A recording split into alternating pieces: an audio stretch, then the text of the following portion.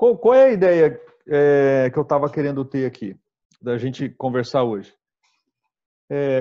Como na catequese do Bom Pastor, uma das coisas centrais da catequese são as apresentações de parábolas que Jesus contou para os discípulos e para as multidões, né?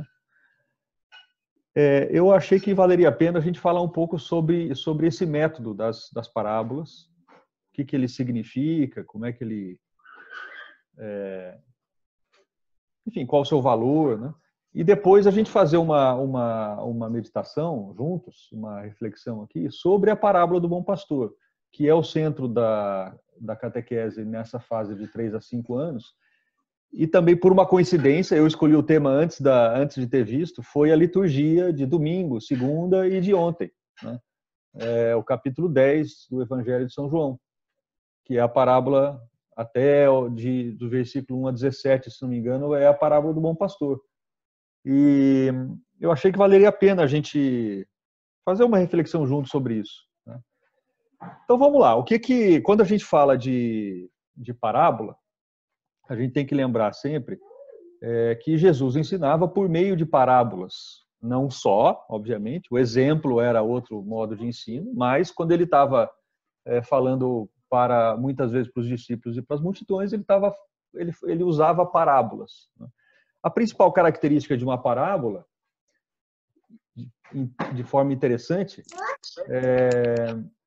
Opa, entrou aí, Tatiana? Tudo bem? Quem mais entrou aí que eu não estou vendo?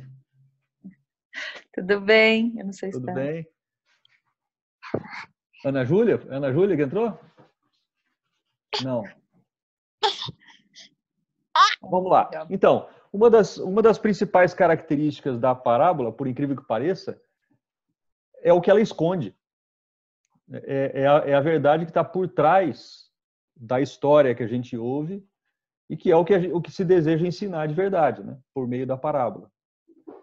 Então, a primeira coisa quando a gente ouve isso, como é que alguma coisa pode ter valor justamente pelo que ela esconde e não pelo que ela apresenta de cara, né? Normalmente a gente pensa que quando a gente está aprendendo alguma coisa, que o ensinamento tem que ser passado de forma clara, precisa, né?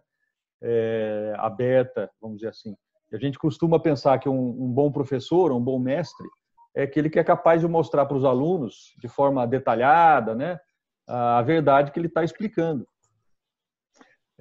Só que quando a gente pensa assim, a gente se esquece que o aprendizado ele tem 2 momentos. O primeiro é quando o aluno escuta o professor ou o mestre, no caso de Jesus, né, e se coloca numa posição passiva, ele está recebendo, só está escutando. O segundo momento mais importante é quando ele medita, ele reflete, raciocina sobre o que foi ensinado, sobre o que ele ouviu.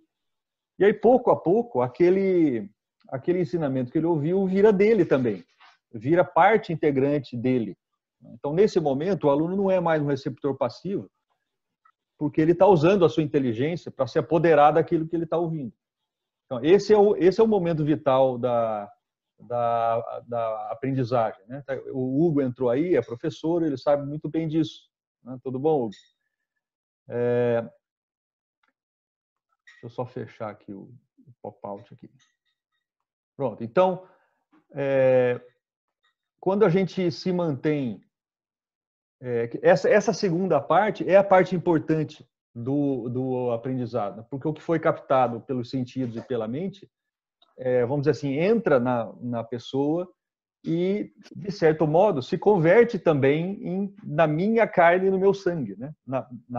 Em minha propriedade. Então, de um certo modo, a gente tem que refazer o caminho que o professor fez para chegar àquelas conclusões que ele está ensinando para a gente, aquela verdade que ele está querendo ensinar. Se a gente não tem a mesma experiência que ele, ou às vezes a gente não pode ter a mesma experiência que ele, a gente tem que reconstruir esse caminho na imaginação. Imaginar o contexto, imaginar, meditar sobre as palavras, o que elas significam, né? O que aquele mestre, o professor, precisa saber para poder dizer aquilo que ele está dizendo. Então, sem esse segundo momento de aprendizagem, o primeiro fica incompleto, fica mutilado e o saber fica superficial. Então, a aprendizagem fica fora da pessoa, né? E só atinge o intelecto. Se o professor ou o mestre apresenta o assunto já resolvido, né, ele apresenta a solução, vamos dizer assim, o aluno não tem motivação nenhuma para investigar nada, ou para sair da posição passiva e entrar numa posição ativa de investigação, né, de relacionamento com aquele conhecimento. E muito menos com o professor. O que é que ele vai investigar se o professor já deu tudo pronto, né? Então o aluno para nesse primeiro momento de escutar passivamente e não se compromete com esse conhecimento, com esse relacionamento pessoal e ativo que ele precisa ter para acontecer o aprendizado. Então, na parábola, a prática de esconder a verdade que se quer ensinar tem esse objetivo também de pedir que os alunos ou os discípulos, né, passem para esse segundo momento. É como se fosse um convite. Olha, o que você está vendo, o que você está ouvindo aqui não é tudo. Tem algo escondido. E investigue, né? Medite um pouco sobre isso para você descobrir o que é. É esse chamado, de certa forma, que vai conduzir a um conhecimento verdadeiro, mais profundo e mais pessoal, inclusive. E converter aquilo que o mestre, o professor está falando, num bem pessoal conquistado. E conquistado porque eu tive que fazer um esforço para isso. Não veio de graça. Então, foi assim que Jesus apresentou os grandes mistérios, né, de Deus, como se fossem a Sofia Cavaletti. Aliás, tudo que eu estou falando aqui não veio da minha cabeça, veio muito das reflexões da própria Sofia, tá?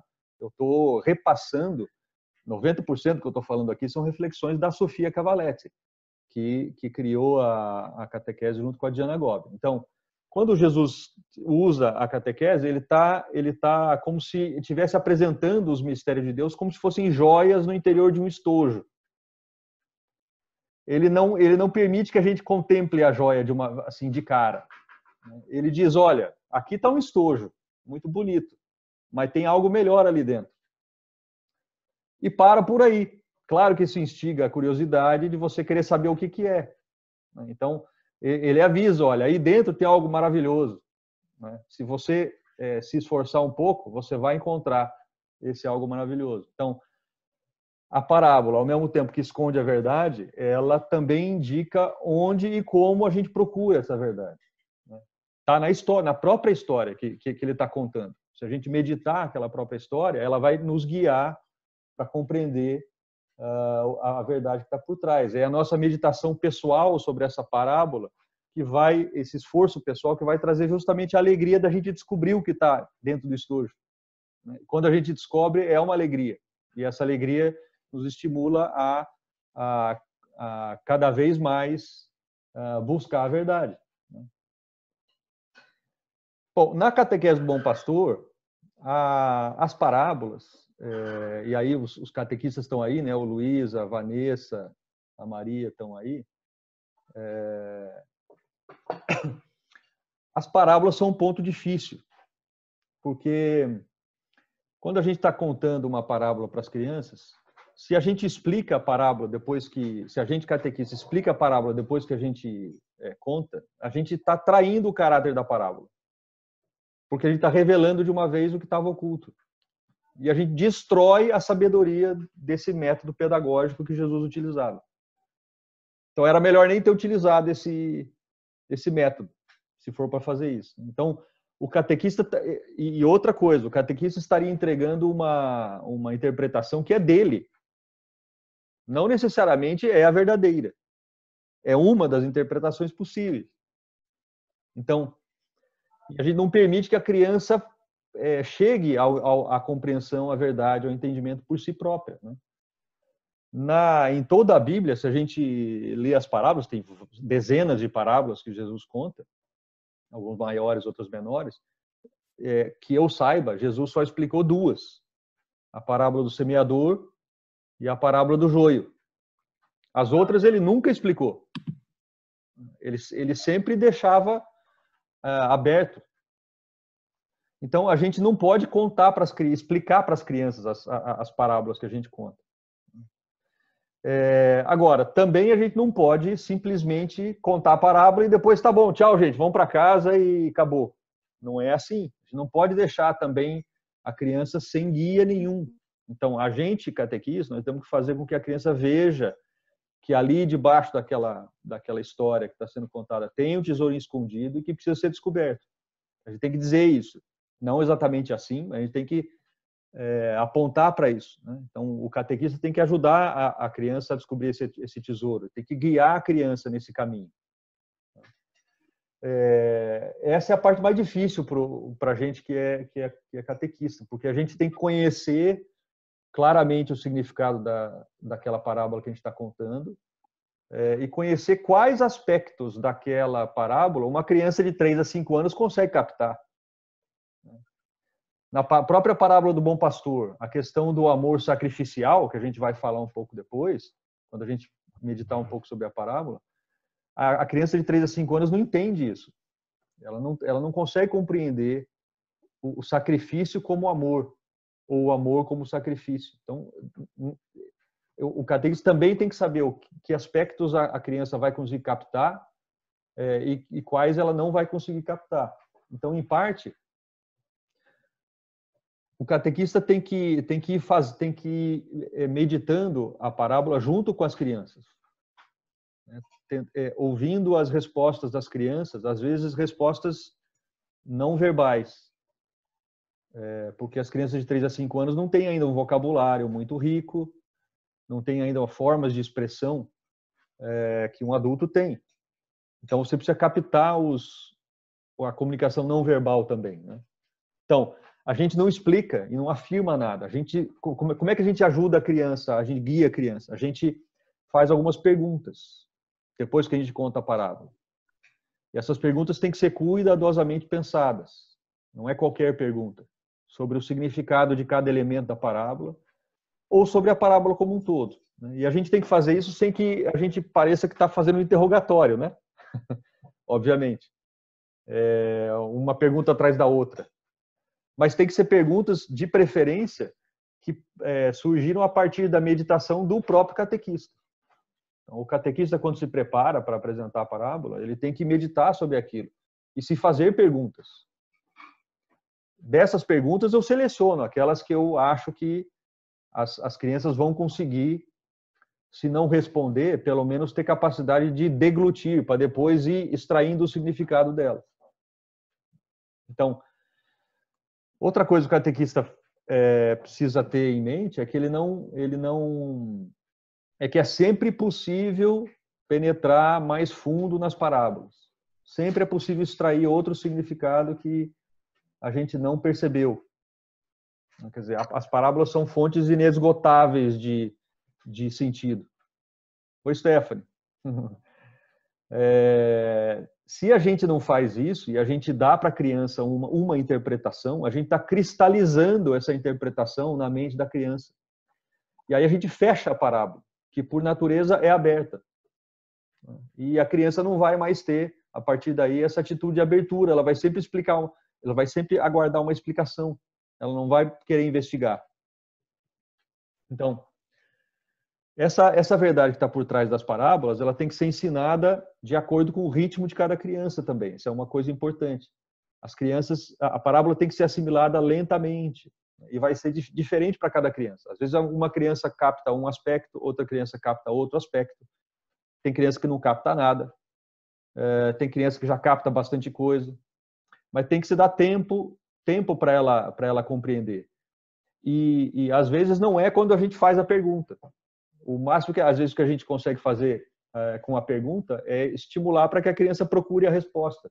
E ela vai, às vezes, achar essa resposta quando ela estiver trabalhando com o material que diz respeito àquela parábola, ou fazendo um desenho sobre aquela parábola, ou 3 encontros depois que ela ouviu uma outra parábola, ou a gente ensinou alguma outra coisa para ela faz uma relação com aquilo que ela ouviu um mês antes. Então, as coisas são devagar, elas são lentas nessa idade. A gente não consegue... É como aprender a falar, por exemplo. A criança fica escutando 2 anos, até que ela começa a falar um pouquinho, né? E fala errado. É a mesma coisa. A criança ouve, uma hora ela vai captar o sentido e, melhor ainda, vai conseguir expressar esse sentido. Então, quando a gente termina de contar a parábola, a gente não pode esperar, ter a expectativa de que as crianças vão compreender tudo. Por isso é que é proibido para o catequista, depois que apresenta a parábola, perguntar: vocês entenderam? Não faz sentido essa pergunta na catequese do bom pastor. Porque se a gente pergunta isso, a gente está constrangindo a criança. E não há, assim, vocês entenderam. Tá, eles podem até ter entendido alguma coisa agora, mas eles vão entender outra depois, e outra depois, quando a gente recontar, etc, etc. Então, a gente não pode passar nunca a impressão de que nós entendemos tudo. Quando a gente pergunta, vocês entenderam? É sinal de que a gente entende. E nós somos inteligentes e eles não, né?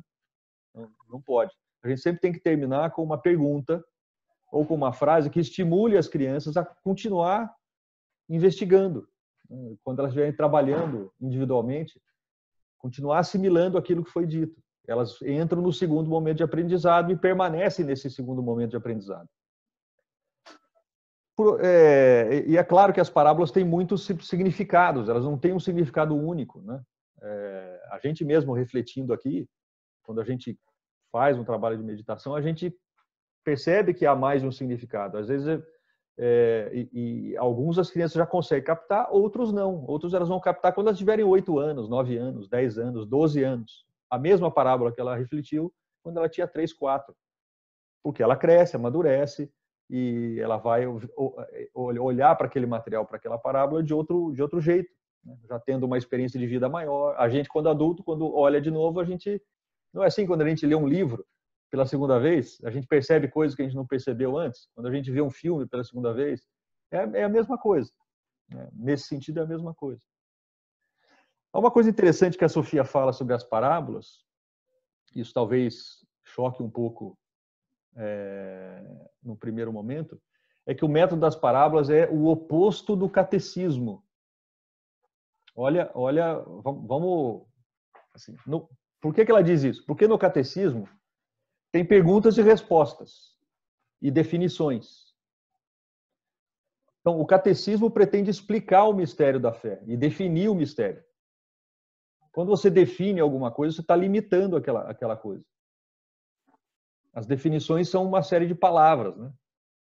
E no caso do catecismo, cada palavra ali é muito pensada, muito estudada.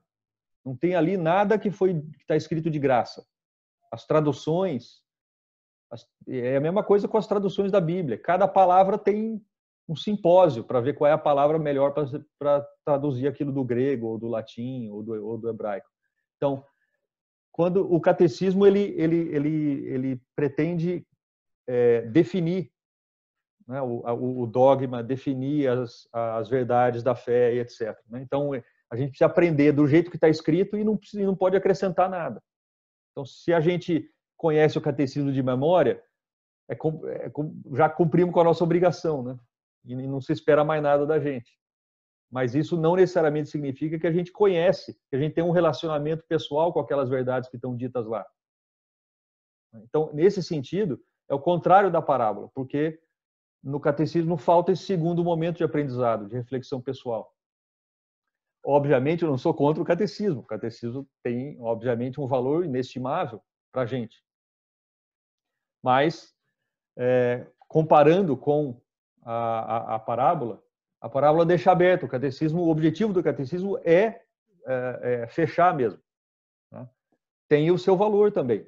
Como a gente está falando do método da parábola, os dois podem se complementar. Ó, tem mais gente entrando aqui. A Fernanda entrou. Eu estou explicando aqui, fazendo uma explicação breve sobre o método das parábolas, tá? Para depois a gente fazer uma meditação sobre a parábola do bom pastor. Então, a parábola oferece para a gente muito material para meditação, né? É alimento para a gente degustar e para a gente processar. Se vocês perceberem, as parábolas sempre têm 2 níveis. Um nível que é o que a gente está escutando, que normalmente diz respeito a algum fato, a alguma coisa que a gente conhece da vida cotidiana e que a gente relaciona facilmente com aquilo que está sendo dito. E um outro aspecto, um outro elemento, em outro nível, que é o nível transcendente. Um aspecto é visível, o outro é invisível. Um aspecto é material, o outro é imaterial. Um aspecto é físico, o outro é metafísico. É como se fossem dois trilhos de uma ferrovia.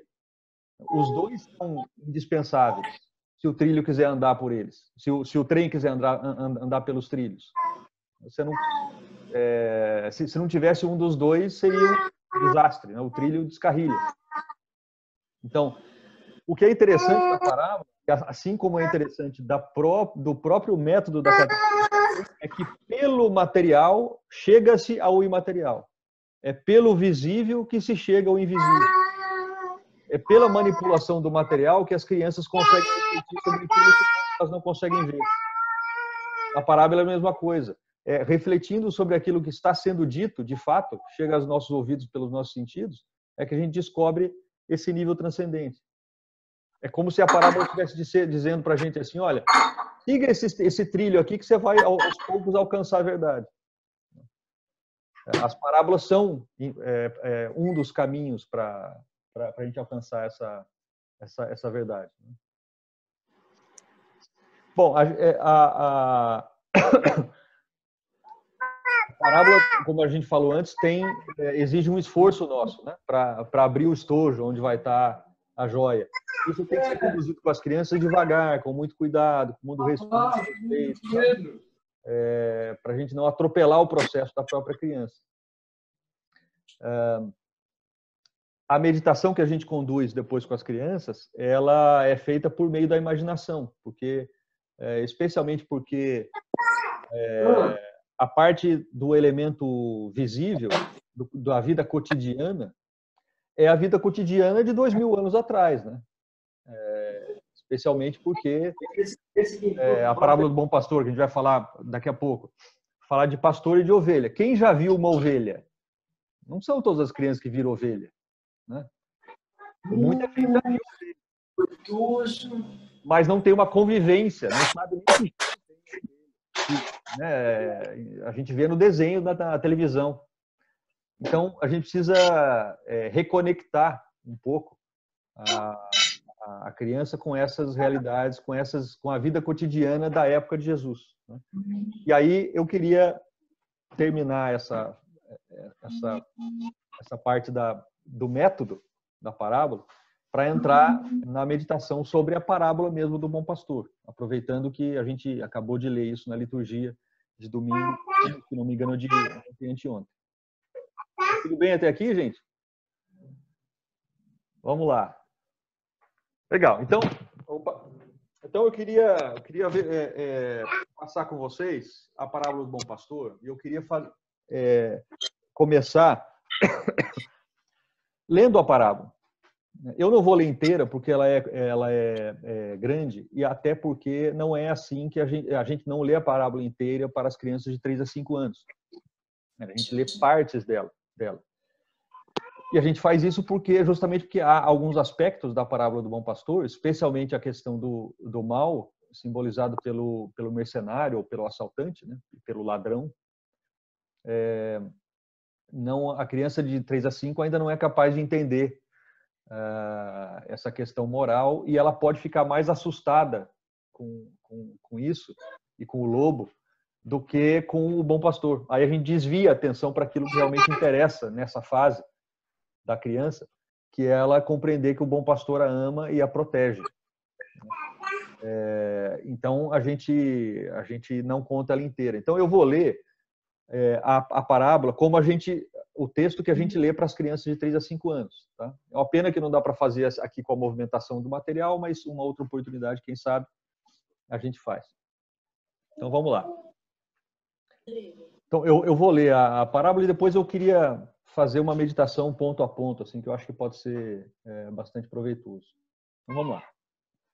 Rodrigo, pede para o pessoal desligar o microfone.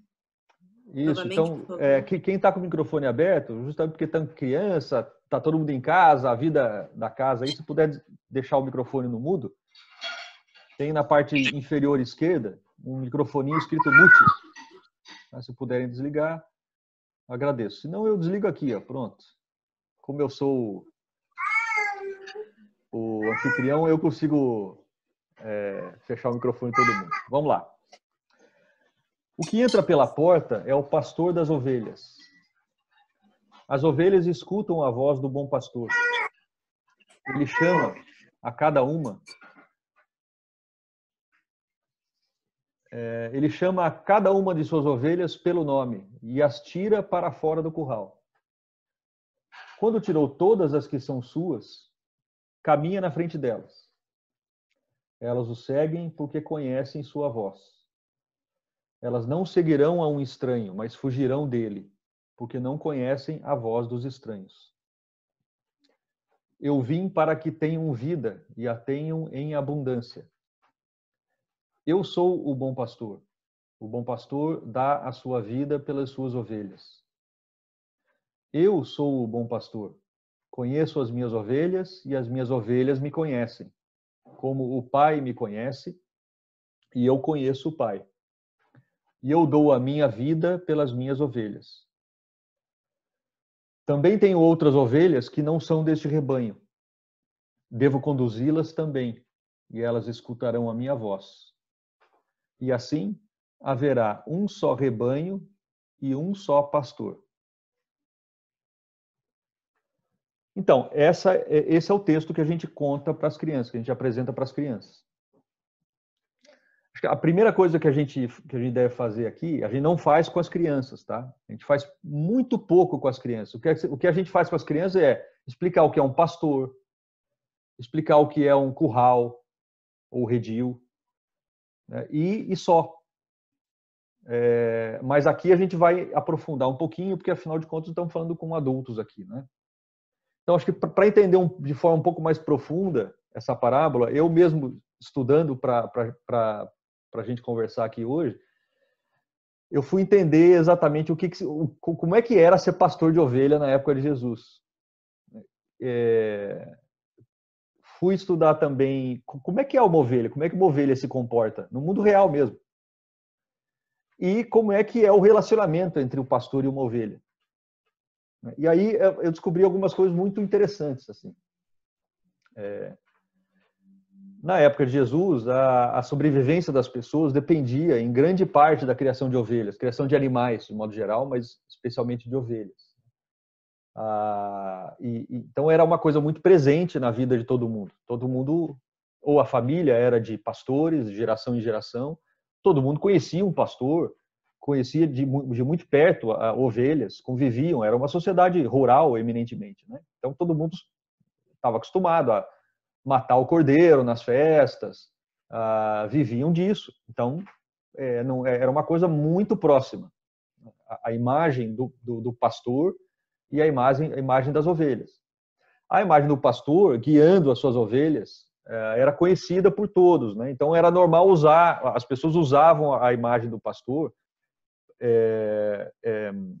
e conheciam também pelos textos bíblicos, né? O Salmo 23 é um exemplo da identificação de Deus como o pastor das ovelhas, né? O Senhor é meu pastor, nada me faltará.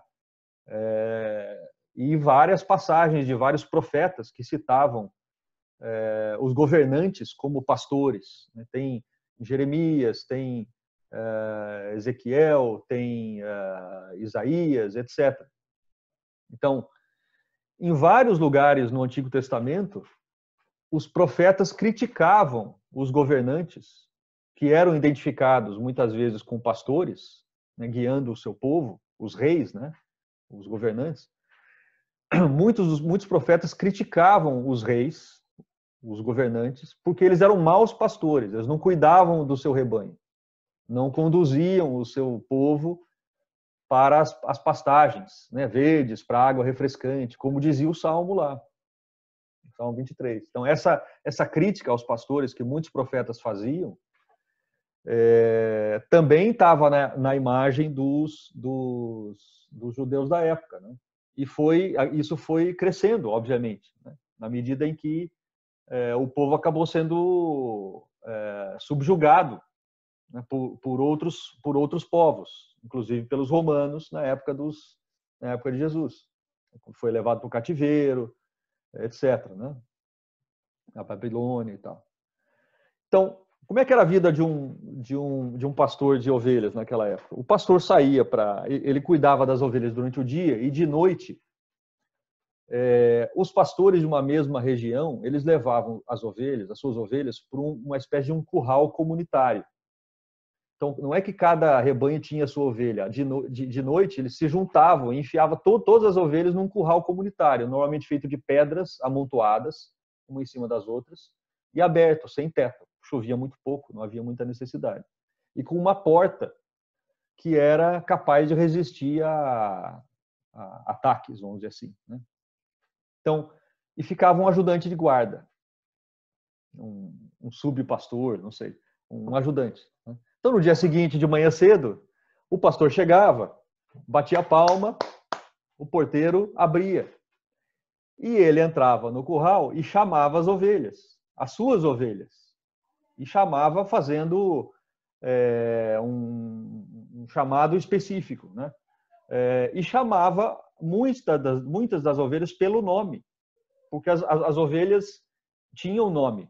Muitas das ovelhas tinham nome, especialmente as ovelhas leiteiras, né? Que não eram para comer. Então, o pastor tinha um relacionamento com as ovelhas, vamos dizer assim, de amor, né? Porque dependia delas para sobreviver também. Então, isso é muito interessante. Eu não sei se vocês já viram algum vídeo na internet dos pastores chamando as ovelhas e desse fenômeno que as ovelhas não reconhecem vozes que não são a voz do pastor. Vocês já viram isso ou não? Acho que, não sei se todo mundo já viu. Se vocês me permitirem, tem um videozinho aqui de 1 minuto e meio que é o que eu achei interessantíssimo. Se vocês me permitirem, eu vou compartilhar com vocês aqui. Deixa eu ver se eu consigo aqui, como é que é. Share screen.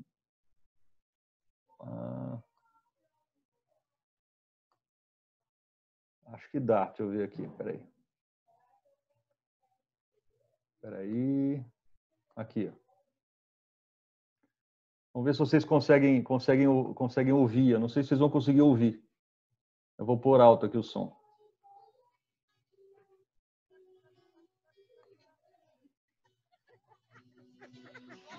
One more time.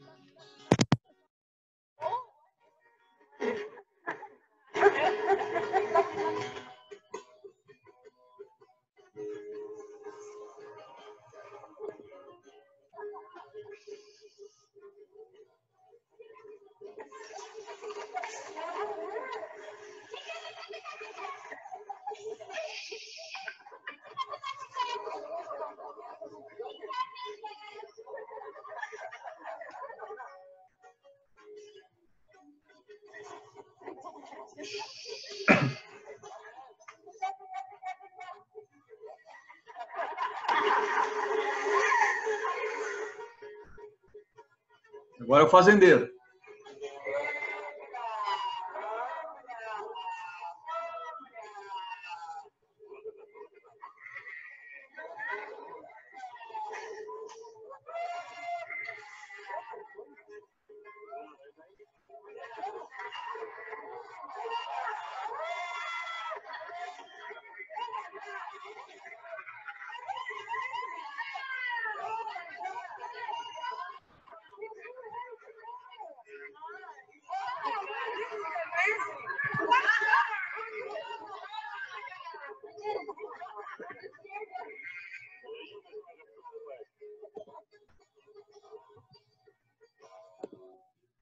Bom, não sei se deu para ouvir direito. Não sei se deu para ouvir, deu, né? Então, mais ou menos. Tá, mas acho que deu para ver, né? Ia lá uma pessoa, tentava chamar, elas ficavam lá imóveis, nem ergueu a cabeça. Aí foi o fazendeiro, fazia lá os sons dele, chamava as ovelhas vieram. É um negócio impressionante mesmo. O pessoal tá fazendo ok aqui. Então, assim, é isso que a parábola quer dizer quando ela fala que o pastor chama e as ovelhas ouvem a voz do pastor. É isso? Então, quando chegava cada pastor para pegar suas ovelhas, ele fazia os sons e chamava as ovelhas pelo nome, só as ovelhas dele se movimentavam na direção dele. As outras ficavam paradas, tá? Porque elas reconheciam a voz do pastor e saíam atrás dele para ir pastar, né? Então, aí, acho que vale a pena também comentar um pouquinho sobre as características das próprias ovelhas. Eu também descobri umas coisas interessantes que eu não sabia. A ovelha, ela não tem mecanismo de defesa. A ovelha não sabe lutar. Se vier um lobo atrás, querer comê-la, ela não tem como se defender, a não ser correr. Mas, obviamente, um lobo, ou um leão, ou qualquer coisa assim, é muito mais rápido que uma ovelha, quer dizer, é muito frágil. Corre devagar, inclusive. Então, a única proteção das ovelhas real era, contra os predadores, era o pastor. Uma outra característica da ovelha: a ovelha não sabe distinguir a grama boa da grama ruim. É o pastor que tem que dizer, tem que levar as ovelhas para o lugar onde ele sabe que ali não tem nenhum pasto, nenhuma flor venenosa, nenhuma fruta venenosa e coisa assim. Ele tem que estar sempre atento ao que ela come. Quando a comida é dada dentro do curral, na manjedoura, a ovelha só come da sua própria manjedoura. Se tiver a manjedoura dela vazia e a manjedoura da ovelha do lado cheia, ela morre de fome. Olha que interessante. No dia em que a ovelha vai morrer, ela não come. Ela sabe que ela vai morrer, ela não come. Ela fica quieta num canto e espera a morte, quando é a morte natural. Ela não luta, ela não dá coice, ela não bale, ela não faz nada. Ela fica quieta e morre, simplesmente. Mesmo quando ela é sacrificada, ela não dá um balido, nada. Ela é extremamente dócil. Outra característica é que as ovelhas, elas se divertem normalmente de noite batendo cabeça umas com as outras. É uma das diversões preferidas das ovelhas. Eu não sabia isso. E quando elas se chocam, elas caem no chão. Se elas demoram muito, às vezes com a pata para cima, se elas demoram muito para levantar, elas morrem asfixiadas. Então o pastor tem que ir lá levantar a ovelha.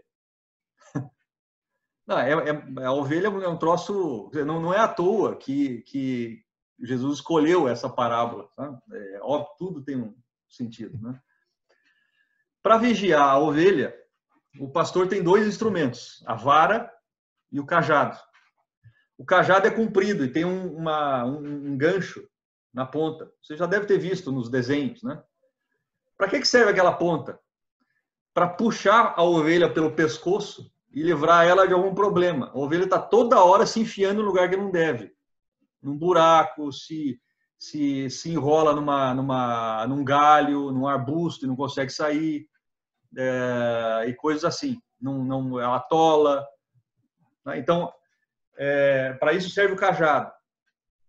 A vara é usada para evitar que a ovelha vá para um lugar que ela não pode ir.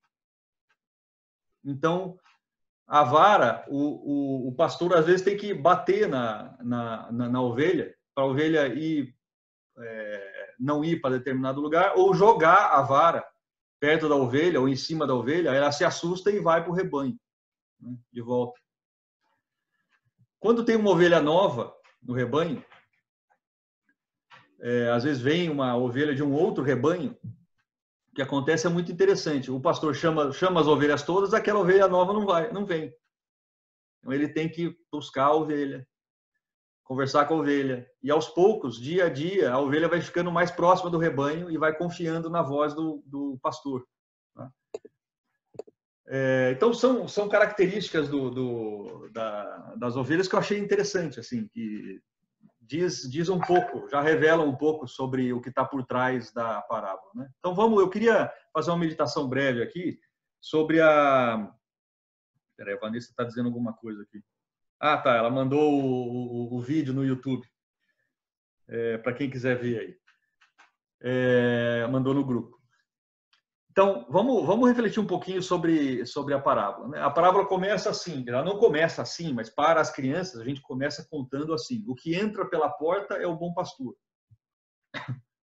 Então, vamos refletir um pouquinho. Quem entrar no curral de outra forma que não pela porta é porque não é o pastor das ovelhas. É o que tá dito aí por trás. E muito menos é o bom pastor. Quem é que entraria no curral que não fosse pela porta? Um ladrão. Né? Alguém quisesse pegar as ovelhas. E é o que a parábola diz no primeiro versículo. Né? Quem não entra pela porta é ladrão, etc. Só que a gente não conta isso para as crianças. Mas isso aqui já é suficiente. E Jesus está dizendo aqui que quem entra pela porta é o bom pastor. Não é que é só o pastor, é o bom pastor. A palavra bom, utilizada aqui, em grego, é kalos. Eu fui atrás para descobrir. Ela é usada em muitas outras passagens bíblicas, incluindo no Gênesis, quando Deus disse, faça-se a luz, e a luz foi feita, e viu que a luz era boa, é a mesma palavra, kalos. Claro que aqui no feminino, né? Que eu não sei como é em grego, mas é a mesma raiz. Essa palavra em grego significa bom, mas também significa belo. Então, essa palavra em grego significa as duas coisas, é bom e belo. Se é bom é porque é belo. Se é belo é porque é bom. Bom, depois a parábola continua. As ovelhas escutam a voz do bom pastor. Vamos pensar um pouquinho aqui. Se as ovelhas escutam, é porque alguém está chamando. Então, a iniciativa de chamar é do bom pastor, não das ovelhas. As ovelhas escutam. É a primeira resposta que as ovelhas dão ao chamado do bom pastor. No filminho aí, a primeira coisa que as ovelhas fazem é levantar a cabeça. Elas estão comendo, elas comem o dia inteiro. Elas levantam a cabeça e depois, é como se elas estivessem escutando, e depois elas reagem. Opa, tem alguém falando alguma coisa no chat aqui. A Calé, em feminino. Obrigado, Hugo. É bom ter professores de línguas aqui no... Hugo, você é professor de grego também, Hugo? Oi, eu sou estudante de grego apenas. Então, tá? Então pronto. Ainda não dou aulas, mas pode contar com dúvidas assim elementares, eu consigo ajudar. Beleza. Tá. Então, escutar é a primeira, já é uma resposta. Já é uma resposta das ovelhas para o bom pastor. Né? Depois a parábola continua. Ele chama cada uma de suas ovelhas pelo nome e as tira para fora do curral. Do curral. Então, as ovelhas estão escutando. Mas o que é que o bom pastor está dizendo? Está dizendo o nome das ovelhas. Ele chama cada uma pelo nome. Se chama pelo nome é porque ele tem uma relação pessoal com cada ovelha. Para os judeus, na época, acho que até hoje, o nome de alguém é muito importante. Tanto que os nomes dos profetas e tal, eles tinham um significado. Não é assim, Rodrigo. O que significa Rodrigo? Nada, é um nome. Mas para eles, quer dizer, eu acho que não significa nada, mas não tem um sentido assim. Eu não fui chamar de Rodrigo porque eu nasci na lua cheia e foi difícil. Então, Rodrigo quer dizer aquele que nasce na lua cheia depois de 24 horas. Não tem um significado. Assim. Os nomes em hebraico têm. Né? Então, o nome é muito importante para os judeus. Né? Na Bíblia, as pessoas, inclusive, mudam de nome quando recebem uma nova missão de vida. É o caso de Abraão, que era Abrão, passou para Abraão. Esse acréscimo de um A mais tem um sentido. Pedro virou Simão, virou Pedro, né? Saulo virou Paulo, e até hoje em muitas ordens religiosas as pessoas entram na ordem religiosa e mudam de nome, não é assim? Então quando a gente conta isso para as crianças, que as ovelhas chamam cada uma pelo nome, isso em geral é muito impactante para as crianças. Porque elas percebem que o bom pastor conhece o nome das ovelhas. O nome identifica as ovelhas, individualiza cada ovelha. E torna cada ovelha muito especial. E depois, quando a criança se identifica como ovelha, ela fala, não, eu sou ovelha. Então, essa conexão que ela já fez entre a ovelha e o bom pastor, ela transporta para ela, para a relação dela com o bom pastor. Então, o bom pastor chama e o que é que ele faz depois? Ele tira as ovelhas para fora do curral. Então, ele tira do conforto, por um lado. Mas, por outro, também leva para onde tem alimento, onde tem água, para suprir as necessidades das ovelhas. Então, tem muitos estudiosos da Bíblia, segundo a Sofia Cavaletti, fazem uma conexão dessa frase, tira as ovelhas, né, do curral, com o êxodo judeu, a saída do Egito, que foi um momento de libertação do povo escolhido, que Deus libertou da escravidão e da morte, com um propósito específico, para encontrar com ele no Monte Sinai, se vocês lembram. Né? Então, tinha um propósito específico chamado. Não sei se... Não é. Então, no início da passagem no Êxodo, que fala sobre os 10 mandamentos, né, Deus está dizendo, eu sou o Senhor teu Deus que te tirou da terra do Egito. Não é assim? Então, Deus é alguém que nos tira de uma situação e nos põe em outra.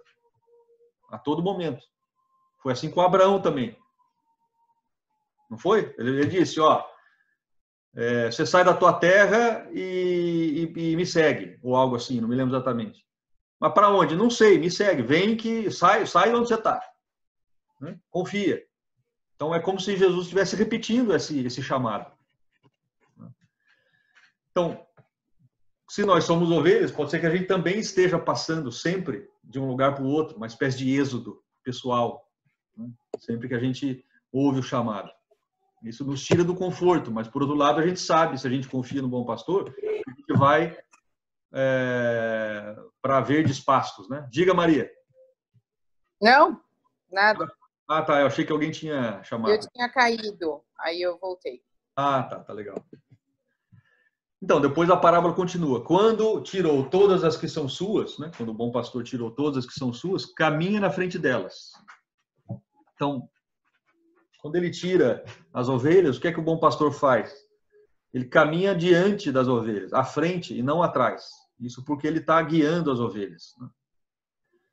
Se vocês pensarem um pouco, é muito diferente você ser guiado por alguém e você que vai à frente e ser empurrado por alguém por trás. Dá a impressão que quem é empurrado não é muito livre, né? Não é livre, está sendo coagido. Vai, está sendo chuchado, tocado, né? Mas quem ouve a voz de alguém que está à frente, segue porque é atraído por aquela voz, né? E escolhe seguir. Pode escolher não seguir também. Mas aí a gente sabe o que acontece. A parábola da ovelha perdida conta o que nos acontece. Né? Mas aí essa é outra parábola. Então, por que o pastor não prende as ovelhas? Né? Não as força para ir onde ele quer e caminha na frente delas? Eu acho que é porque respeita a liberdade das ovelhas, porque guia as ovelhas com amor.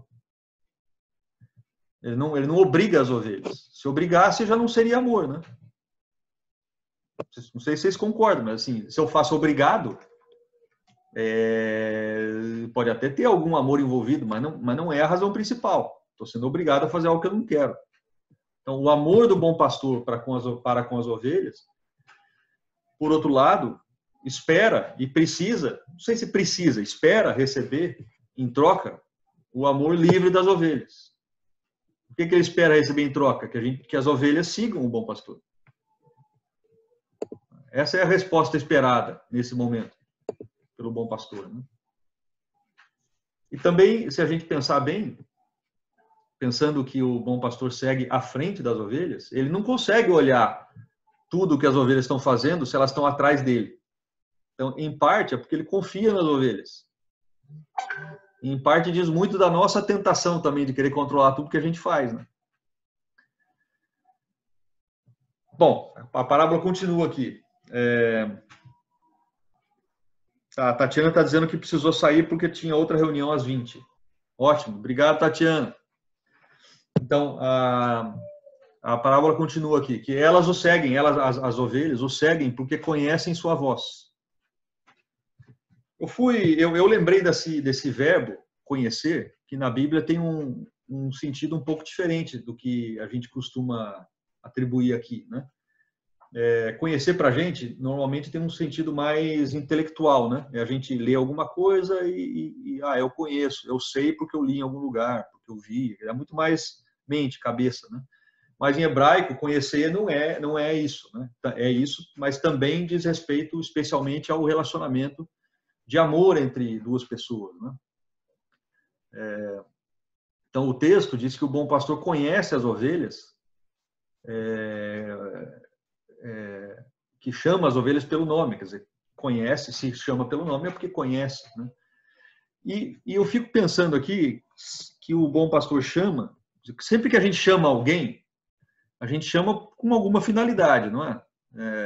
Assim, quando a gente, a não ser um pouco os nossos filhos, às vezes chamam a gente e você vai ver, não é nada. É só porque, quer dizer, tem uma finalidade, né, de trazer a gente mais perto deles, né? Eles querem ficar perto da gente. Mas, em geral, a gente chama alguém porque a gente quer alguma coisa, a gente quer perguntar alguma coisa, a gente quer fazer um favor, quer contar alguma coisa. Tem uma finalidade o chamado.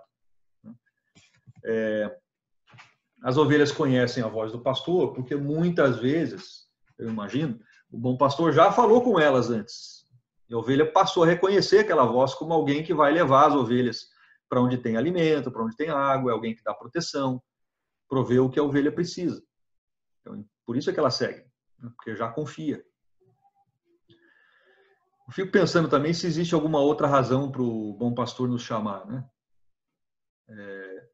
E que finalidade seria essa, né? Será que é só para dar alimento físico? Será que ele nos chama para alguma outra coisa? Para que a gente realize a nossa vocação, por exemplo? Não sei. A questão da voz que chama é bastante sugestivo também para a gente, né? Quer dizer, desde que a gente está na barriga da nossa mãe, a gente aprende a reconhecer a voz dela, né? E quando a gente nasce, é pela voz que a gente volta os olhos para a mãe, para o pai, né? A gente vai reconhecendo pelo o tom de voz, a gente percebe no tom de voz o amor, o desprezo, né? O afeto, a frieza, o desdém, a rejeição, o ódio. Então, a gente precisa também aprender a reconhecer a voz de Jesus, né? A voz do bom pastor que nos chama, né? E a distinguir de outras vozes, porque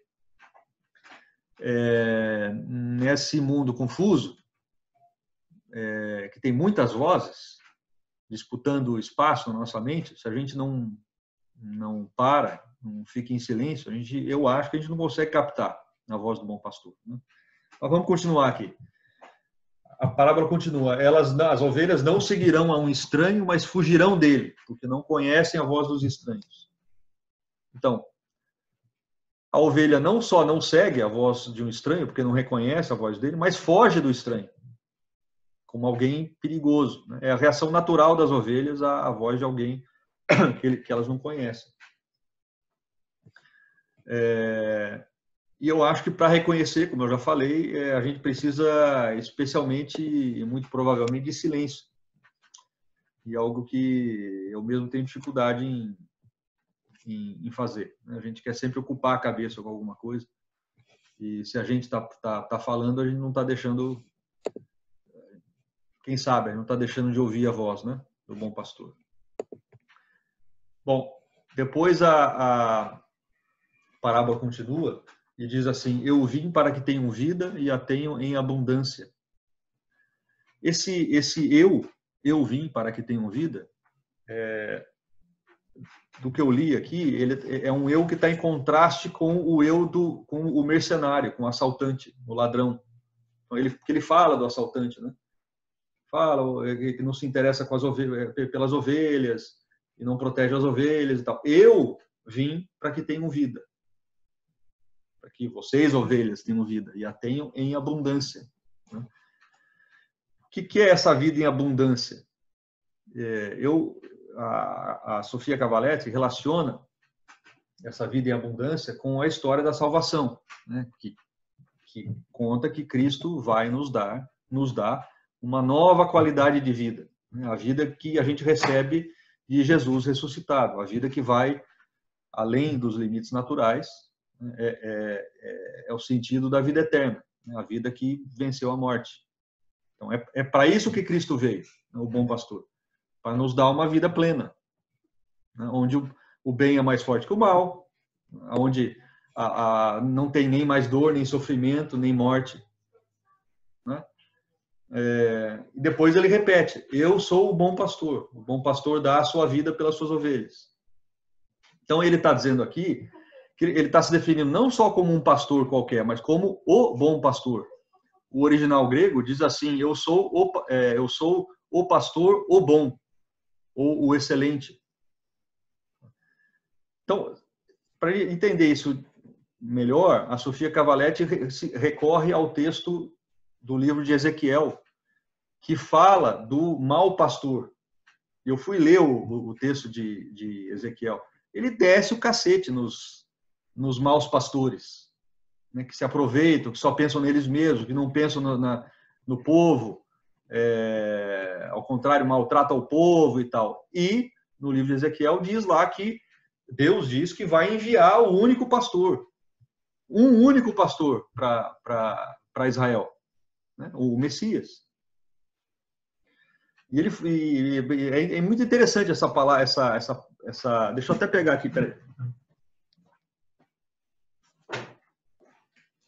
Essa passagem de Ezequiel aqui, acho que é Ezequiel 34, versículo 7 para frente. Tem muita coisa interessante nesse versículo, mas enfim. Então, oi Luiz, você quer falar alguma coisa?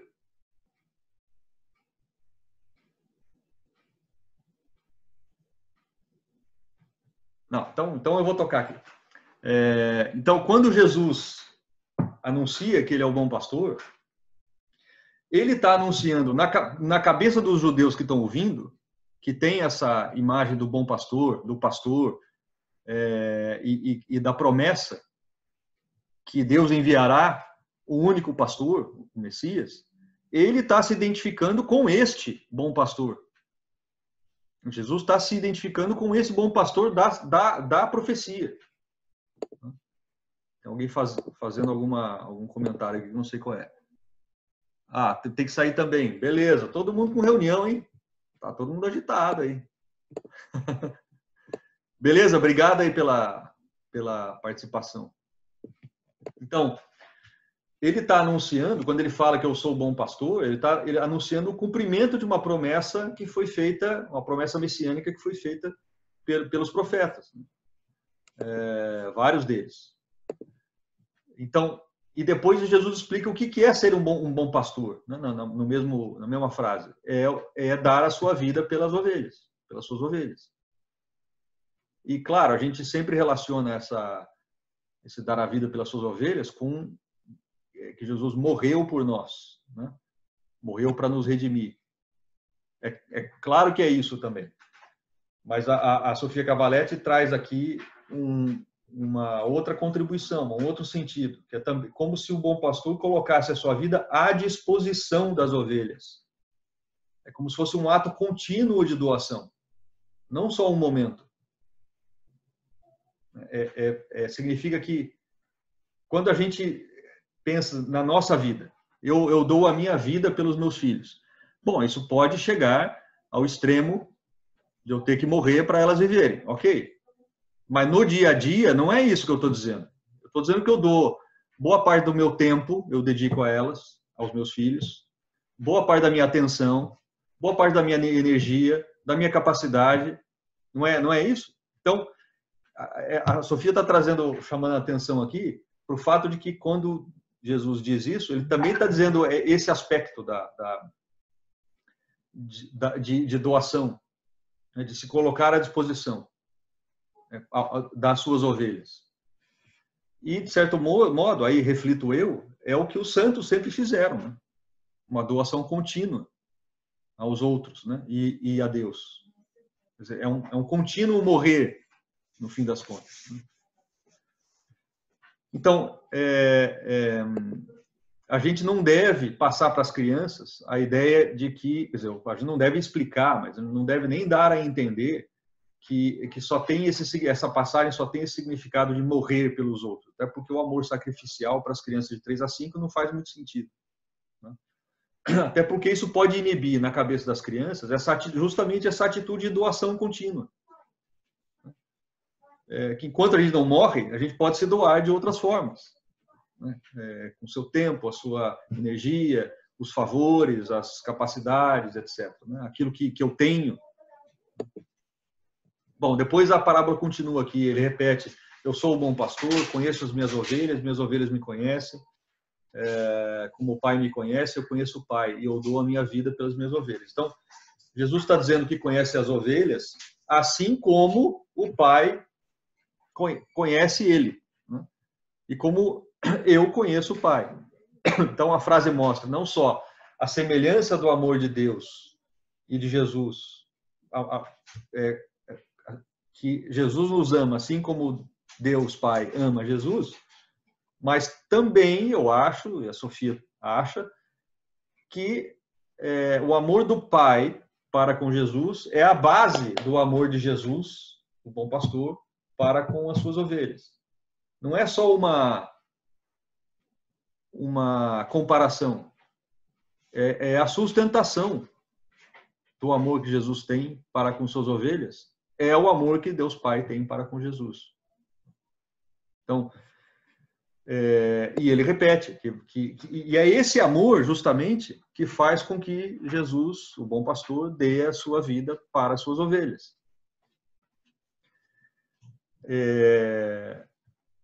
A gente eu, pelo menos, tenho muita dificuldade de pensar como seria isso, né? Eu acho que não sei se algum de nós aqui se viu nessa situação de ter que arriscar a própria vida em nome de outra pessoa. A mim isso nunca aconteceu. Então a gente tem que imaginar como seria, né? É fácil a gente dar coisas, mas dar a própria vida é muito mais difícil, né? E em parte é por isso que é difícil a gente ter um amor verdadeiro, né? Por conta desse aspecto sacrificial, a não ser o sacrifício diário que a gente faz para os outros, né? Quem faz, né? E em parte, eu acho, aí eu refletindo, é por isso que esse amor gratuito que o bom pastor tem por nós, pelas suas ovelhas, né, é capaz de suscitar um outro sentimento na gente, que é o sentimento de gratidão, de querer devolver o amor que Jesus tem, que é absolutamente gratuito, também com o amor para com ele e seguindo a voz dele.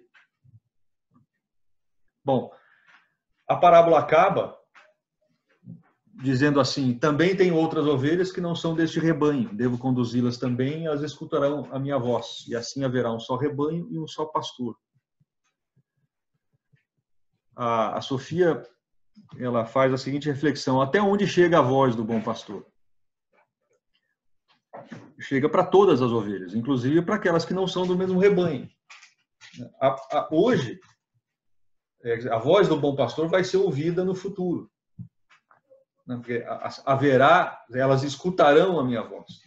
As primeiras ovelhas do início da parábola, que seguem o bom pastor, são as ovelhas do presente. Essas já estão escutando.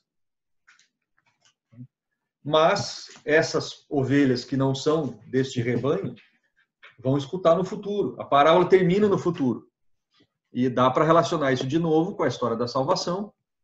Mais uma vez, quando é que a gente vai ter um só rebanho e um só pastor?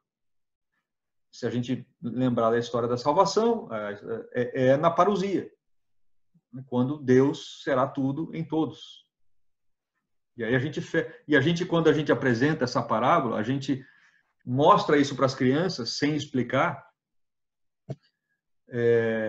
já com as ovelhas todas dentro do curral, o bom pastor dentro do curral, e a gente fala isso, né? E haverá um só rebanho e um só pastor, e a gente fecha a porta do curral. E aí acaba a apresentação. A gente não fala sobre parousia, sobre nada. Mas quando a gente falar sobre parousia, no segundo nível, de 6 a 9 anos, eles vão eles vão saber disso aqui. A gente vai falar sobre a parousia. E quase certamente eles vão relacionar, porque eles vão ouvir a parábola do bom pastor, a gente reconta a parábola do bom pastor, e eles vão relacionar esse momento da parábola do bom pastor com a parousia. Tá? Bom, gente, era isso que eu tinha para conversar com vocês. Um pouco dessa reflexão que eu fiz da parábola do bom pastor e do método da parábola. O microfone está aberto aí, se vocês quiserem dizer alguma coisa, também refletir um pouco aí sobre a parábola, o que vocês quiserem. O microfone está aberto. Deixa eu botar o fone de ouvido aqui.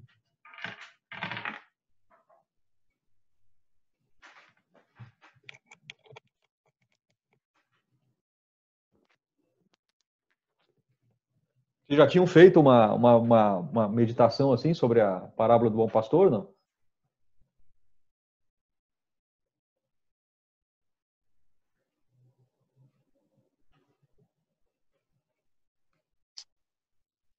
Eu nunca tinha feito. A gente lê, ouve na missa, mas é aquilo que nos é trazido, né? Depois, nunca tinha parado para pensar dessa forma. Me abriu bastante a capacidade de pensamento, né? De tantas coisas que a gente não consegue refletir, né? Quando a gente ouve. Bem legal. Quando a gente... Tem vários momentos na catequese que a gente está com as crianças, Thaís, e que a gente...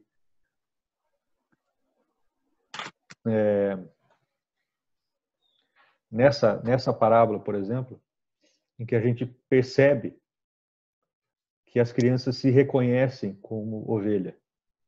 Uhum. É um momento muito especial.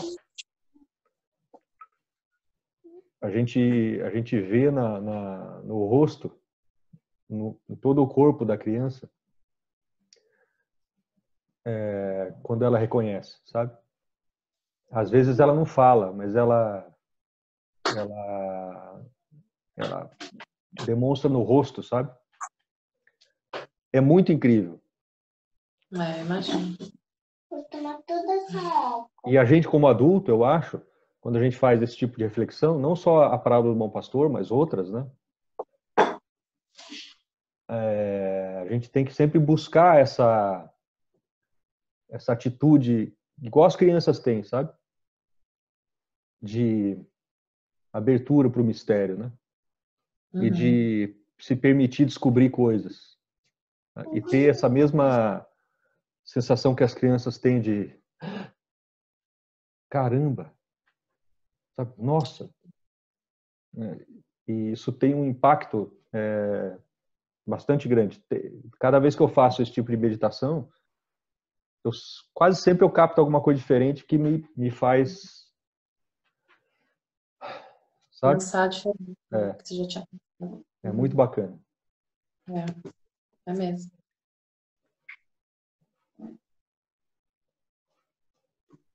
Eu acho que essa é uma forma de ler a Bíblia, inclusive, né? De ler as parábolas muito muito proveitosa, sabe, para a gente. Assim, vale o esforço pesquisar, ir atrás, entender como é que era um pastor. Uhum. Aí procura o videozinho. Isso dá outra... É verdade. Enriquece muito, né? Rodrigo, Oi? eu nunca tinha feito essa meditação. Foi excelente. Eu acho que à medida que você foi falando assim, eu fui pensando em várias coisas, em várias situações, e é impressionante como que se aplica. Então, achei muito bom. Quando a gente conta essa... Oi, diga. Não, pode fazer as considerações aí, depois eu falo. Quando a gente conta essa parábola para as crianças, é muito comum, a gente pede depois para as crianças fazer um desenho, por exemplo. Né? Então, agora, a gente fez a meditação, apresentamos a parábola, fazemos a apresentação e depois tem um trabalho individual. Ou a criança vai trabalhar com o próprio material, né, as ovelhinhas do curral, o bom pastor. Às vezes tem criança que fica assistindo outra criança trabalhar. E tem criança que... Tá bom, Thaís? Obrigado, viu? Vamos fazer mais vezes, sim. Valeu. A Thaís vai precisar sair.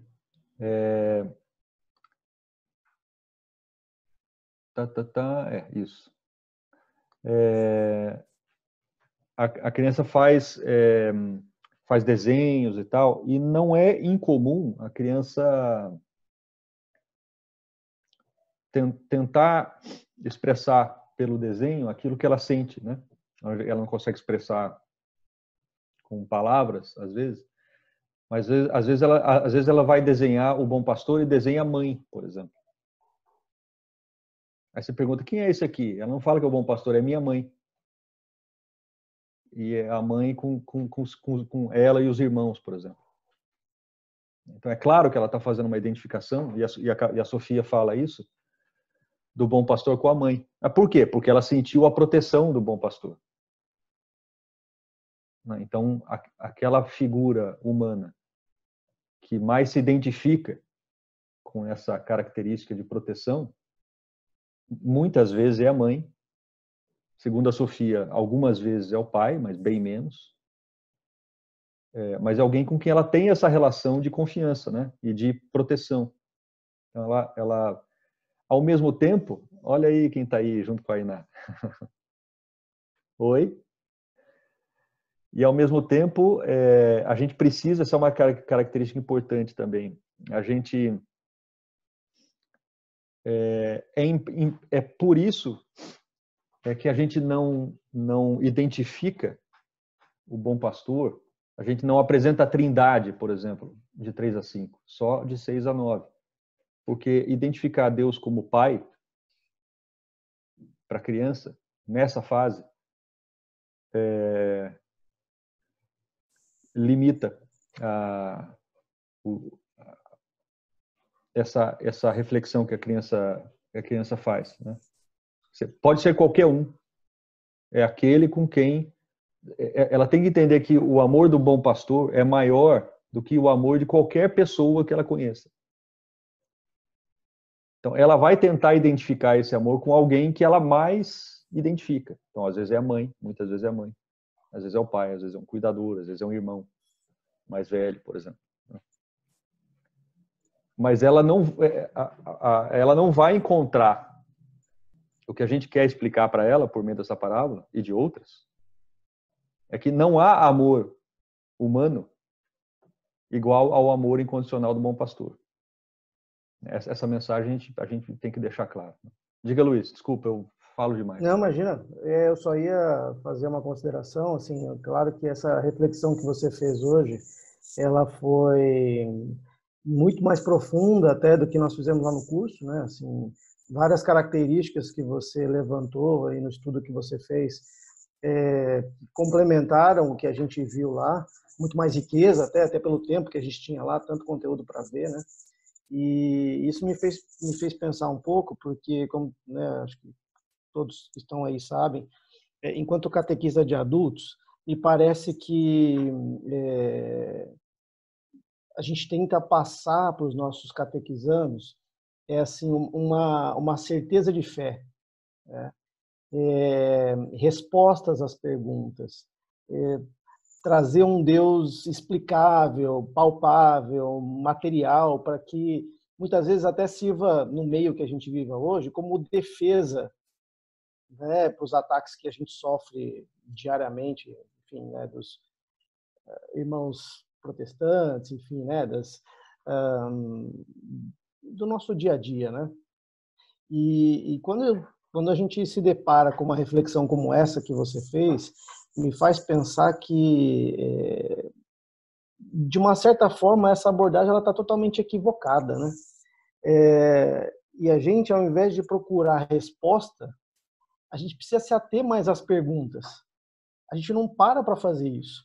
vamos dizer assim, no mundo imediatista que a gente vive hoje, onde as respostas estão a um clique ali no YouTube, no Google, enfim, no próprio catecismo, né? Hoje está tudo muito editado, muito.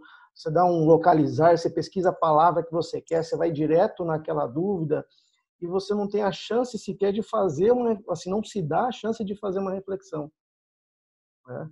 E eu acho que a riqueza desse relacionamento íntimo, porque como você falou, e é realmente isso, o conhecer na questão do bom pastor com as ovelhas, é o conhecer íntimo, né? Até quando diz na Sagrada Escritura que Maria não conheceu o homem, né? Não teve relação íntima com o homem, Jesus, na parábola do bom pastor, demonstra que ele tem essa relação íntima, um caráter diferente, claro, do marido e mulher, mas tem essa relação íntima e profunda com a ovelha. E nesse jogo de pergunta e resposta da fé, você não consegue absorver esse tipo, ou criar esse tipo de relacionamento com Deus. Então, e isso, assim, somado vamos dizer assim, a nossa liturgia, ao formato das nossas orações, digamos assim, prontas, né? Cada santo de devoção tem a sua oração ali e tudo mais.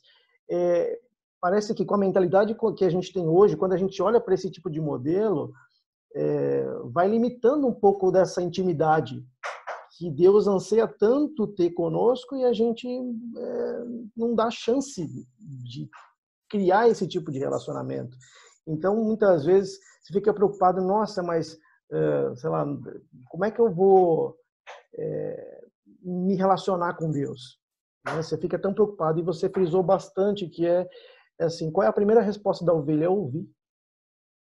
E a gente não perde tempo parado diante do sacrário, num local de oração, tentando ouvir só.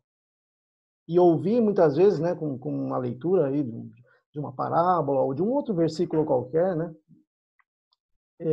E tentar se fazer essas perguntas diante daquilo que Deus revela para nós. Porque se Deus já se revelou totalmente em Jesus, bom, então ali está a minha fonte. Não preciso, assim, né? Não preciso ir correr ao Google o tempo todo, catecismo. Deixa eu experimentar ter esse relacionamento de intimidade com Ele que Ele tanto anseia e que a gente não se permite e não dedica tempo para isso. Porque isso é um tempo de dedicação, como você falou. A ovelha fica o dia inteiro comendo. Ela fica ali, parando, esperando o pastor chamar. E a gente está ali o tempo todo, a gente não dá nem o tempo do pastor chamar. A gente não deixa, né? E aí, realmente, para nós, a voz do pastor acaba sendo confundida. Fica brincando de bater cabeça, né? Igual a ovelha também. Isso. Mas assim, só que bate tão forte que não levanta. Né? Fica nessa brincadeira e não levanta. Então, acho que isso serviu para mim dessa forma, até para lidar com os meus catequizandos lá. Mas, assim, para mim, enquanto vivência da minha fé, isso com certeza reflete na forma com que a gente conduz os ensinamentos, né? Acho que a gente precisa olhar para essa parábola, né, que é tão rica e é o fundamento desse método, né, dessa forma de catequizar que a gente utiliza, mas de um jeito assim que faça a gente, pelo menos, iniciar esse tipo de relacionamento, né? Começar a dar tempo para que a gente consiga desenvolver, do mesmo jeito que a criança, como você falou também, não é apresentada alguns mistérios, né, de imediato, a gente também não pode se forçar a ser apresentado a esses mistérios de maneira imediata, didática e sequencial. Acho que a revelação plena para nós, íntima, ela também acontece conforme nós vamos vivendo, vamos dizer assim, conforme a nossa audição vai ficando mais, vamos dizer assim, mais pura ao ouvir a voz do bom pastor, né? Acho que era isso, né?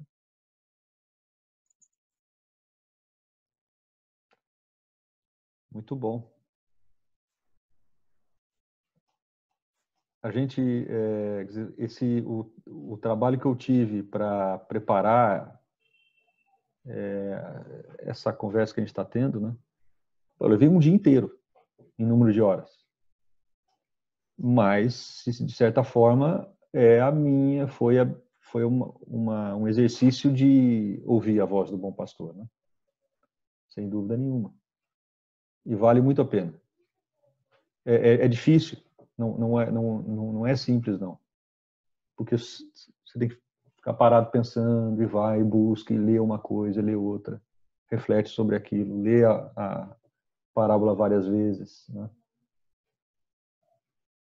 Mas eu acho sempre muito proveitoso. Uma das formas, né, de ouvir. Claro, tem a própria oração, o silêncio diante do sacrário, etc., como você citou, né? O que mais, gente? Eu não quero prender vocês muito mais, não. São 8h30.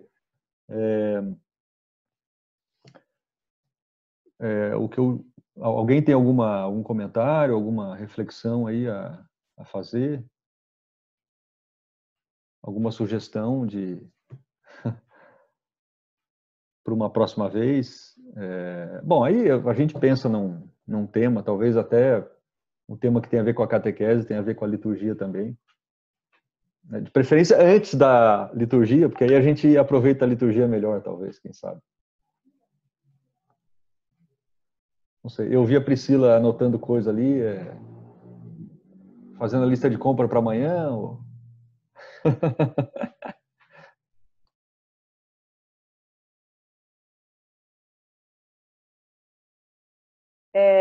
Depois eu vou fazer uma reflexão também em cima da parábola, e daí eu anotei algumas coisas sobre o professor, né, sobre o catequista, e aí eu vou tentar assimilar um pouquinho, porque eu acho que é importante a gente estar em sintonia com vocês, né, quando isso foi apresentado para as crianças na catequese, a gente tem que ter uma noção de como lidar com elas também, né, aqui dentro de casa. Então, Perfeito. eu fiz uns desenhos aqui também, mas mais as anotações mesmo para depois eu fazer essa assimilação, essa leitura. Mas eu gostei muito, agradeço mesmo, sabe, a sua disposição, a sua paciência e de estar trazendo isso para a gente. Sinto muito feliz de estar fazendo parte disso, viu? Muito obrigada. Legal.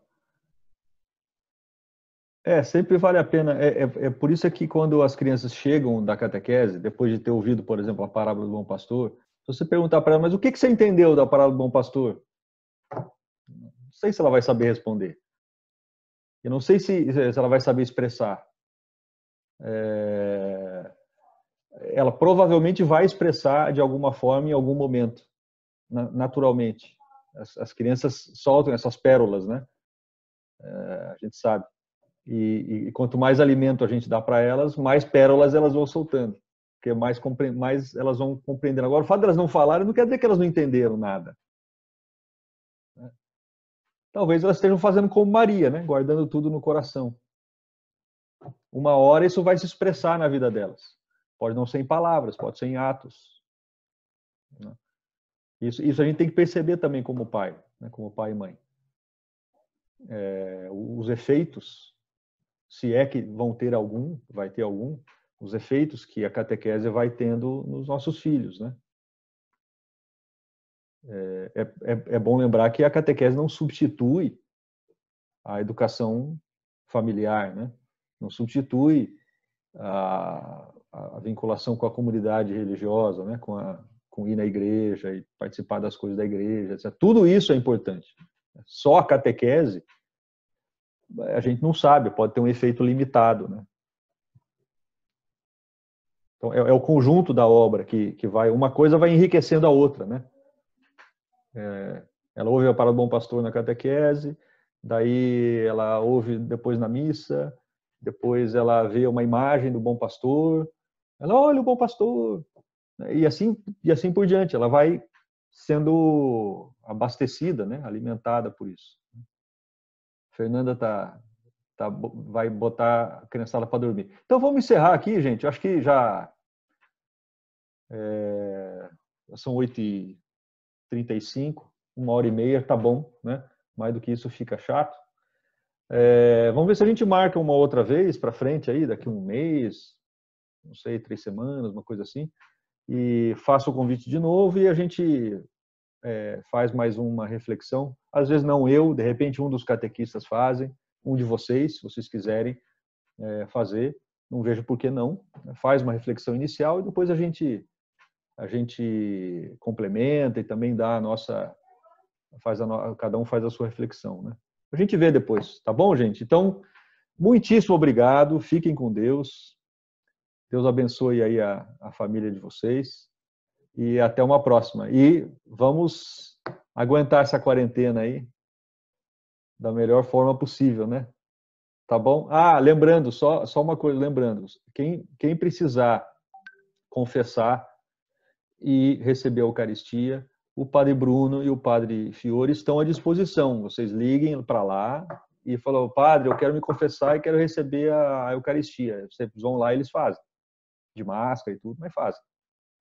Tá? Então, assim, nessa época que está complicado, às vezes as pessoas não... a gente não está nem indo para a igreja, né? Então, tem esse recurso. Eles continuam sendo nossos pastores, né? E se a gente... Eles continuam nos chamando. Então, se a gente ouvir, eles estão à disposição para fazer esse tipo de coisa. Tá? Eu sei porque eu já fui e conheço outros que também fizeram. Tá bom? Fiquem com Deus, gente. Boa noite, boa semana aí. Tchau, tchau. Tchau, boa noite. Boa noite. Vou encerrar para todo mundo aqui. Até mais.